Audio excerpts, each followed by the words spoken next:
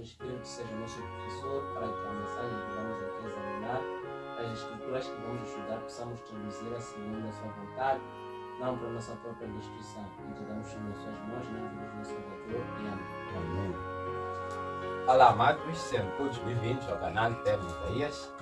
Esse canal que tem como objetivo a pregação do Evangelho. Para quem não conhece ainda, eu sou o irmão Monique e estou aqui com o irmão Júlio. O irmão Júlio pode saudar a muitos irmãos. Olá, amados, sejam muito bem-vindos. É muito prazer estar convosco aqui para mais um estudo exame. Para o tema de hoje, o tema da nossa meditação é o dever do discípulo. Nós sabemos que somos chamados por Cristo a ser discípulos dentro e fora do templo. Nós sabemos muito bem que a principal tarefa de um discípulo é pregar o Evangelho. Então, se nós hoje somos os discípulos de Cristo, precisamos fazer aquilo que Cristo fez. Ele pregou o Evangelho através da cura, através de milagres, e apresentou-nos o verdadeiro Evangelho que era a chegada do Reino Eterno. Porque esse é o nosso dever. Então, quando nós falamos sobre isso, nós podemos olhar isso de uma forma muito superficial.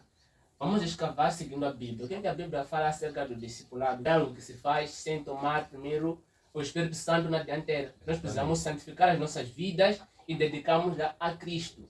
Então, quando nós fazemos isso, nós iniciamos esse processo. Onde que quando pregamos o Evangelho aos outros, também somos transformados pelo mesmo. Por isso que todos aqueles que pregam o Evangelho são transformados pelo Evangelho que eles estão pregando. Aquilo produz frutos de arrependimento nas nossas vidas. Então, se tornamos uma fonte de bênçãos para as pessoas que estão ao nosso redor. Por isso eu queria convidar o irmão a apreciar esse tema no livro de Isaías 40, onde vamos ler os versos 8 e 9, mas o tema central é o versos 9.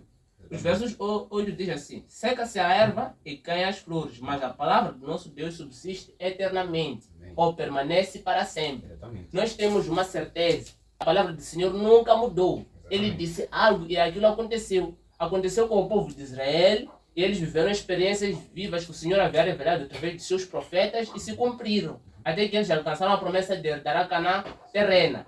E nós também hoje aguardamos uma nova terra, onde não haverá dor, nem pranto, nem choro, nem lamentações, porque está escrito. Então, se a palavra do Senhor diz algo, ela permanece para sempre, no sentido de vai acontecer. Essa é a nossa esperança.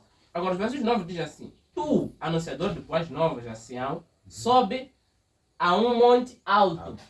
Isso significa pregar o Evangelho com todas as forças. Fazer esse Evangelho chegar ao máximo de pessoas que você puder. Com uma voz audível. Com uma voz audível.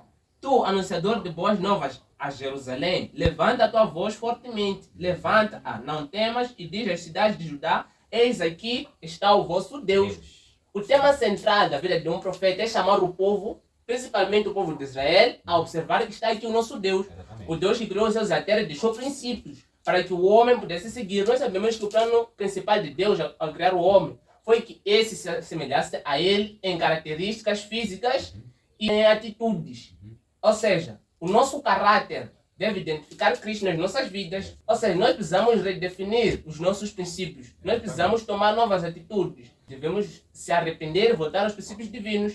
Por isso que os profetas que apareciam no povo de Israel não viviam no meio do povo. Porque o povo se rebelava, se desviava de seus princípios, então Deus escolhia alguém que não participava daquela apostasia, que era o profeta. O profeta vinha, sem se importar com o que ia receber do povo, sem se importar em agradar aos nossos pecados, e ele pregava a verdade de Deus, dizendo: olha, esse é o vosso Deus. E quando nós analisamos Jerome com mais atenção, vamos perceber que também é esta a mensagem de Apocalipse 14, de 6 a 11. Que é as 3 mensagens angélicas, onde que é dito a todos os povos que habitam sobre a face da terra, que eis aqui o vosso Deus, adorai aquele que fez os céus e a terra, o mar e todas as fontes das águas. Então, sempre houve essa mensagem.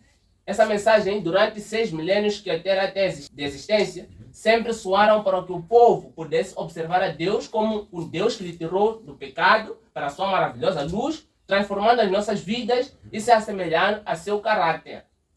Então, um discípulo vai pregar a Jerusalém e vai se tornar anunciador de boas novas, conforme diz os versos 9. Tu, anunciador de boas novas a Jerusalém. Agora, o que é que esse anunciador de boas novas vai enfrentar? São desafios, porque essa não é uma tarefa fácil. E a irmã Ellen White, ela diz muito bem que todos aqueles que pensam em entrar na obra da pregação do Evangelho devem estar cientes dos ataques do inimigo. Porque o inimigo fará de tudo para travar esta boa obra, que é a pregação do Evangelho. Mas algo diz ainda aqui, no livro de no livro de Romanos 10, versos 13 a 15.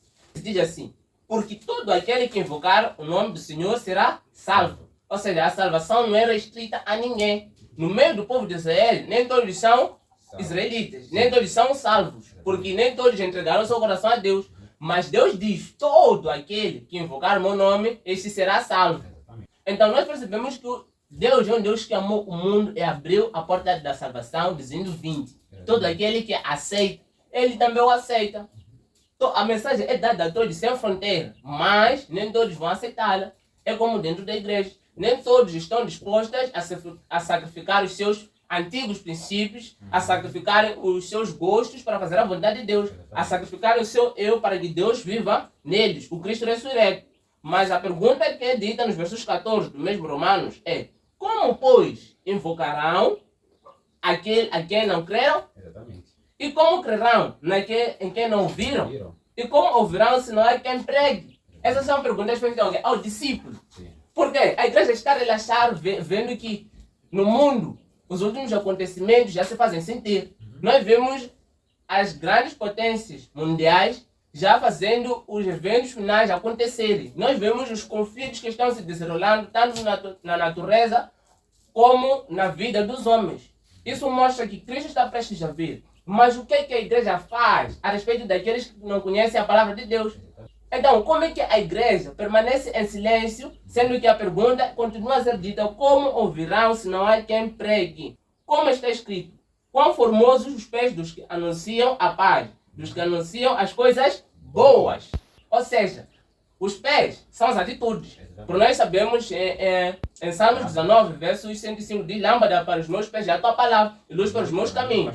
Ou seja, a palavra do Senhor é lâmpada para as nossas atitudes, os nossos pés, os nossos caminhos, aquilo que nós fazemos dia após dia. Então diz que os pés dos que anunciam boas novas são formosos. Por quê? As boas novas que nós anunciamos produzem frutos de arrependimento em nós. Então a nossa vida é transformada. Se a igreja toda pregasse o evangelho, todos nós seremos discípulos com vidas transformadas, uma igreja reavivada, e as tochas da perseguição se reacenderiam. Mas como a igreja está conformada com os princípios do mundo, não há distinção entre o crente e o descrente. Todos são o mesmo rebanho, todos têm o mesmo pastor que é Satanás. Mas nós precisamos entrar numa vida de reforma. Ainda não é tarde para arrependimento. Por isso que a mensagem é: suba no monte, que é a igreja, para a partir da igreja plantar esse evangelho eterno. E esse mesmo evangelho dê frutos que possam se ver no mundo inteiro. Essa é a mensagem que deve se ouvir e nós não podemos menosprezar isso. Nós vimos que no povo de Israel, todos os líderes ou todos os profetas, antes de morrerem, pregavam essa mensagem de: ó Israel, volte ao teu Deus, volte aos princípios que você abandonou. Então a mensagem continua hoje. Os profetas sempre dirão, sem temer a espada, sem temer as consequências, que o povo de Israel precisa abandonar os seus princípios fanáticos. Precisa abandonar aquela vida injusta, a sua vida ímpia. E os seus deuses, tirar no meio deles os deuses que habitam. Trazer uma vida de reforma, negar o próprio eu, sacrificar os nossos gostos para que Cristo seja exaltado nas nossas vidas. E assim nós veremos o sol da manhã que irá raiar, conforme Malaquias 4 diz que vem nascendo o sol da justiça. E todos aqueles que aguardam esse sol sairão como rebanho para observar o quão bom Deus é. Já lembraram os irmãos que em breve estaremos no sábado, um dia de descanso e santificação. Muito obrigado, irmão Júlio. A palavra foi muito forte. E convidar os irmãos a receber o chamado de Deus a pregar. Então, deixamos essas palavras para o irmão, que o irmão possa se decidir. Então, terminamos por aqui. Em nosso nome, seu Filho amado Jesus Cristo. Amém.